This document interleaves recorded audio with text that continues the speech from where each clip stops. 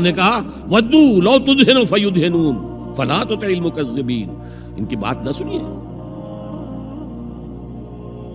تو جہاد تھا جو ہو رہا تھا، جس کے لیے میں نے رات تقریر کی ہے، جہاد بالقرآن. فلا تطع الکافرین وجاہدہم بہ جہادا کبیرا. یہ سورہ الفرقان کی آیت ہے نمبر 52. اور شروع کیسے ہوتی ہے سورہ الفرقان؟ تبارک الذی نزل الفرقان علی عبدہ لیکون للعالمین نذیرا.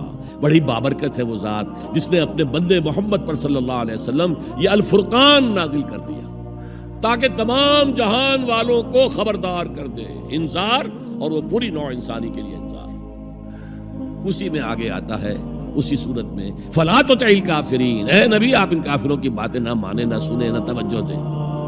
وجاہدہم بہ، اس قرآن کے ذریعے سے جہاد کیجئے. 12 برس مکے میں قرآن کے ذریعے سے جہاد ہوا.